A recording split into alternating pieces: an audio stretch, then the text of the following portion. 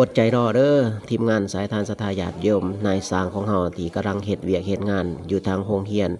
ปฐมพนอนเมืองกลางมื้อนี้อาตมาภาพกำลัง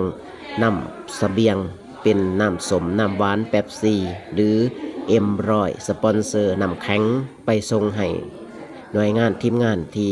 กำลังเฮ็ดงานออกแรงงานอยู่ที่โรงเรียนปฐมพนอนเมืองกลางของเฮาเนาะถือว่าไหลแรงสนับสนุนมาจากโยมเอื้อยสันเนาะที่เพิ่นได้สนับสนุนมาเป็นปัจจัย500,000กีบทางอาตมาภาพเองก็ได้นำไปซื้อ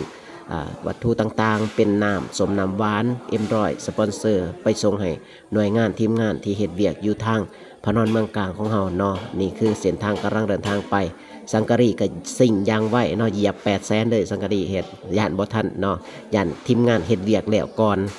ทางอาตมาภาพไปส่งฮอดจอดถึงเนาะก็อดใจรอเนาะรอดื่มน้ำเป๊ปซี่แซ่บๆน้ำกันเนาะขอมกขอบใจน้ำโยมพี่สันเฮาเด้อที่ได้สนับสนุนมาเป็นน้ำส้มน้ำหวานM100สปอนเซอร์ก็ดีก็ขอให้มีความสุขความเจริญให้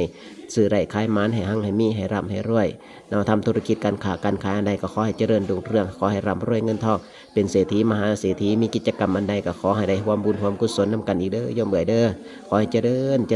ในหน้าที่การงานเด้อหั่งมีร่ำรวยสิสาธุอนุโมทามิ